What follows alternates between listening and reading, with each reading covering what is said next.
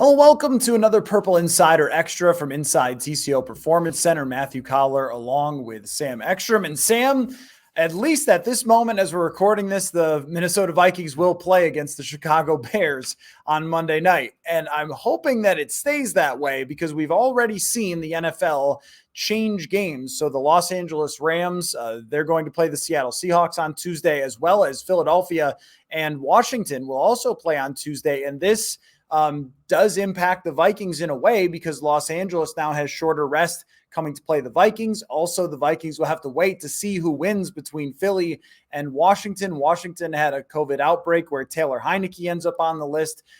So the NFL is kind of on fire right now when it comes to COVID. The Vikings are impacted in some ways, but it could be a lot worse. Well, I think they're impacted, I guess, in a positive way too, in that the Bears aren't being done any favors here, because the Bears could certainly raise their hand and say, hey guys, what about us? We've got 12 guys on the COVID list. Are our problems not significant? We have 3 coordinators on the COVID list as well. The Bears are just experiencing what, a half dozen teams seem to be going through right now. And it kind of makes the Vikings issues pale in comparison. They've got 3 active players that are on the COVID list, a couple practice squad guys, but now 3 days as we record this, they have not had a new positive test. So the Vikings are clearly in a better spot COVID-wise going into this game than the Bears are. And that, puts all the more pressure on them just to handle this game and get a win against a team that's extremely depleted. Now, from an injury perspective, the Vikings, it looks like, will be without Adam Thielen. He has not practiced these first couple of days. That'll be officially announced tomorrow. But, not practicing and then coming off of a high ankle sprain, going to a place where the turf is not exactly pristine, doesn't seem like there's much of a chance that Adam Thielen is either playing or could really impact that game. However, it does appear that Christian Darrisaw is coming back. Sam, how do you think the Vikings offensive line will be shuffled around if Christian Darrisaw is indeed healthy and ready to go? And they will have to face a defensive line that, even though it doesn't have Khalil Mack, appears it will have Akiem Hicks, which of course he has terrorized them for many years now. Well, I did a little sleuthing today at practice. I got out the binoculars, which I usually don't do, and I looked at the far end of the practice field, and I looked at the individual reps, and it looked like Garrett Bradbury and Mason Cole were still adjacent during those practice reps, which tells me that they're probably going to keep the interior together. Christian Darrisaw will replace Oli Udoh at left tackle, and then Udoh becomes your swing man. He can probably play a couple different positions. Maybe if you prefer him to Rashad Hill, he becomes the 6th man. I think that's probably a good move. I think the way that Bradbury and Cole have played together the past 2 weeks is, it's probably an upgrade from anything you got from Udoh. I think Cole has been extremely better than expected. And Garrett Bradbury played well enough in that Pittsburgh game to merit certainly another look. He had his best pass blocking grade of the year, probably his best overall performance of the year after kind of a wake-up call, missing a month of time. So I think that they will just straight up replace Udoh with Darrisaw and see if they can kind of, find that right combination that they've been looking for all year. Yeah, I think that that's the right move, would be to keep Mason Cole at right guard. He's more experienced as an interior offensive lineman. And even when he gets beat, he doesn't hold, which is a thing that Oli Udoh has really struggled with when playing guard. And he is graded by Pro Football Focus extremely well in run blocking. And I think we saw that play out against the Pittsburgh Steelers, where the Vikings were flat out terrific against a defensive line with some talent, but they dominated in the run game. And Christian Darrisaw naturally steps right back into the starting lineup. I think, Sam, that Darrisaw, before his injury, was starting to solidify himself as an NFL player and show us what his ceiling could be, that he was taking big steps. It seemed almost on a weekly basis where there were still some sacks allowed and sometimes where maybe he got a little overly aggressive. But I think that Darrisaw is such a huge upgrade from Udoh or Rashad Hill before him that this might be the best version of the Vikings offensive line. And I didn't expect to be saying this necessarily, that we have seen in a really long time. Yeah, it's super encouraging that Darrisaw not only came in and did better than Rashad Hill, which was not a hard bar to clear, but has legitimately been good with very few lapses, very few times where he was flat out beat by a guy.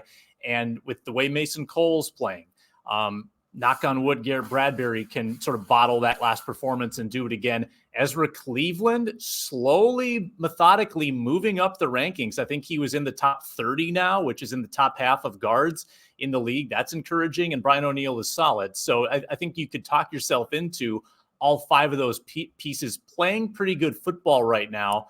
And if you can get protection these last 4 weeks, that's going to go a long way against some really good defensive lines. And that's what I was going to say, is that the test will be still immense, that Chicago can get after the quarterback. And especially if Hicks is in there, he has dominated before. And where Mason Cole really struggled, and Bradbury has many times, was with Kenny Clark, who's very similar to Akiem Hicks in his size, strength, power. They were overwhelmed by Kenny Clark in that Packers game. So we'll see how that matchup plays out. But on the rest of the field, Sam, I think that's the only area, maybe outside of punt returner, that Chicago has any type of advantage. They have a rookie quarterback in Justin Fields who doesn't have a very good offensive line. The offensive system has not fit Fields very well. Chicago's running game is nothing to write home about. I think that if there is a sort of get-right game for a defense that lost to Detroit, nearly blew a 29-point lead to Pittsburgh, and gave up a bunch of points to the 49ers and Packers in previous weeks, so they've really been struggling on defense, this would be the get-right game for the defense, with Mike Zimmer going up against a rookie quarterback. Yeah, Mike Zimmer is 9-3 against rookie quarterbacks in his tenure, and they have a combined 55% completion percentage against him. He knows how to fluster him, and Justin Fields is pretty easily flustered. He's got, I think, a 6-10 touchdown to interception ratio. His sack rate is astonishing. He's the only quarterback with over a 10% sack rate this year. And let's contextualize this. He only has 1 win against a non-Lions team as a starter in 9 starts. So it has not gone well for Justin Fields. And yet I think there is still some fear that his athleticism is going to burn you, as it's burned the Vikings times before. And I just don't think he has enough weapons to get the job done in this game. I don't know who's going to help him out. Is Jimmy Graham going to turn back the clock? I don't know, Coller. I don't think it's going to happen. Yeah, I think Jimmy Graham's got like 8 catches this year, so probably not. It's really been odd that Allen Robinson has had such a down year for them.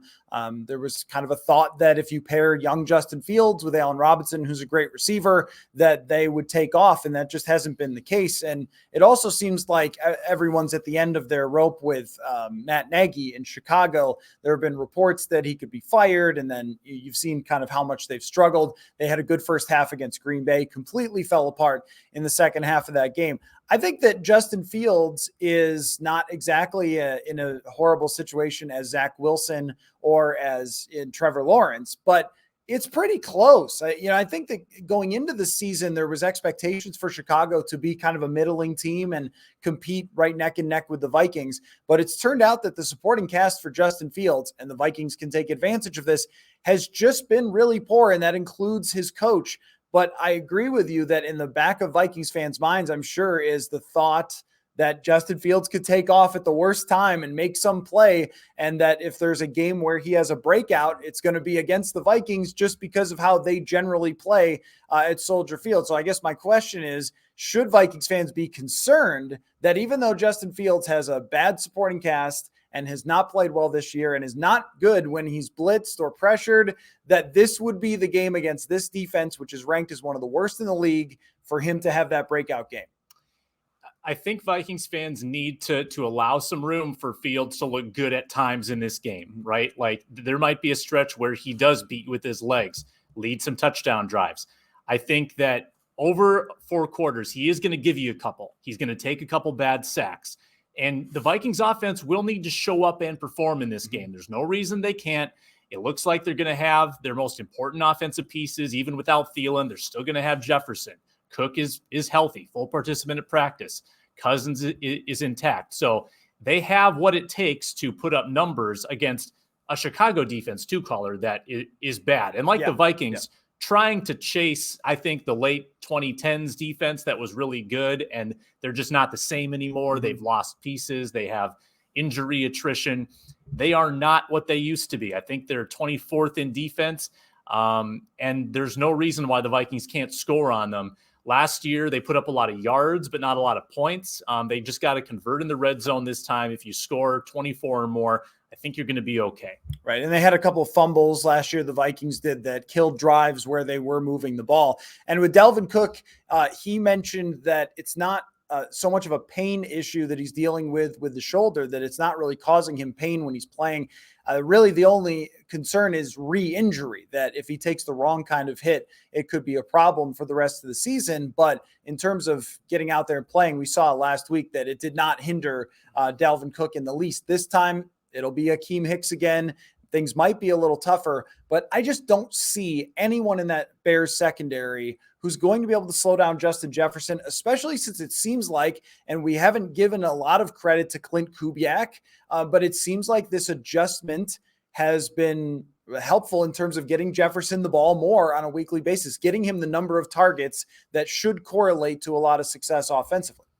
15 targets against Pittsburgh, and you felt like there was a lot of meat left on the bone, right? There were those 3 kind of deep balls that went off his fingertips. He easily could have had 100 yards.